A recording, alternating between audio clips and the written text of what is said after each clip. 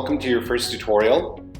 This tutorial will last for about 5 minutes maybe, and today I will be explaining you how to use phrasal verbs correctly.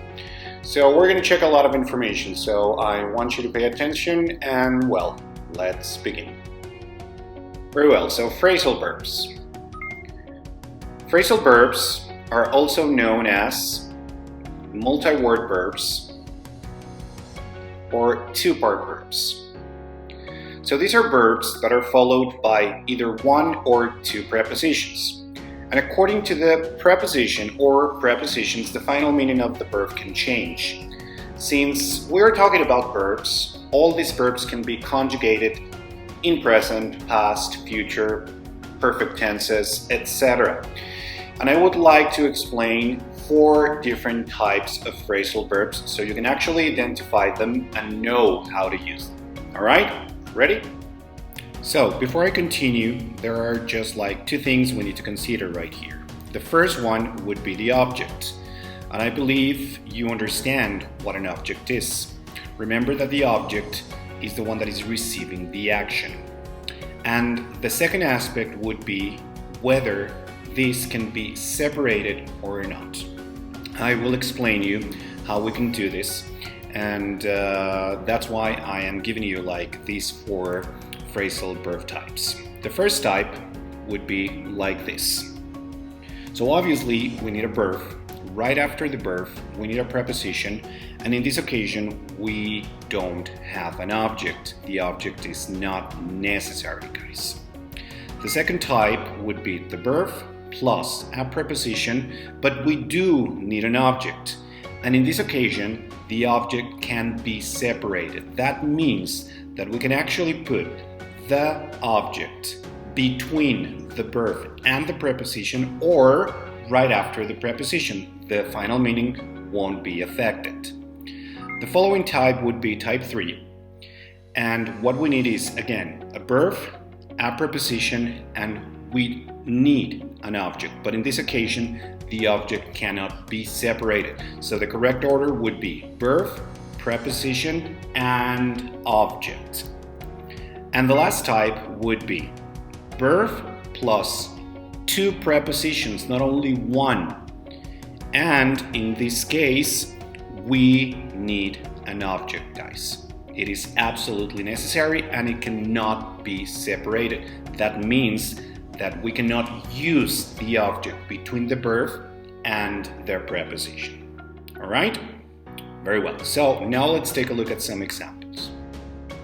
So the first example corresponds to type 1.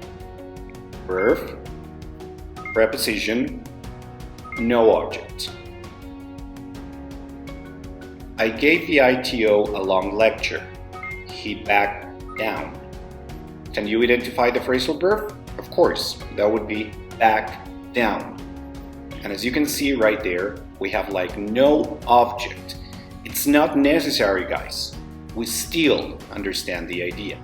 So now let's take a look at a second example, and this example corresponds to type 2. Verb, preposition, object. And in this case, we do need an object, otherwise we won't be able to understand the final meaning. And as you remember, we can actually separate the object or not. So let's take a look at the first example.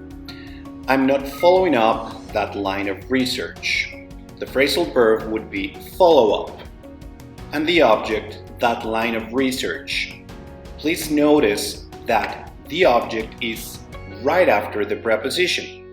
But since these can be separated, we can actually do it like this. I'm not following that line of research up. That means that the object can actually go between the verb and the preposition. The final meaning is the same, so it won't be affected. Now, let's take a look at type 3. Again, we need a verb, a preposition, and an object. And in this case, the object cannot be separated since there won't be any real meaning.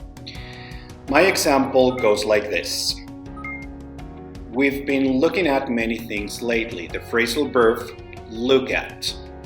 But if you want to exchange that information, that means if you want to put the object between the verb and the preposition, well, there is no real meaning. You cannot understand the idea. As you can see, this type 3, is very similar to type 2. The only difference is that in this case, the object cannot be separated. Is that clear? Very well. And finally, type 4. Verb, preposition, another preposition, and an object. And one more time, the object cannot be separated.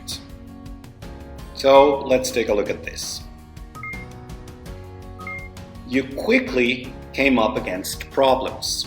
In this case, my phrasal verb is compounded by 2 prepositions, up and against, and my object would be problems. So, since this type cannot be separated, well, saying it like this is incorrect. So I guess that's all I have to say about phrasal verbs. So thank you very much for watching.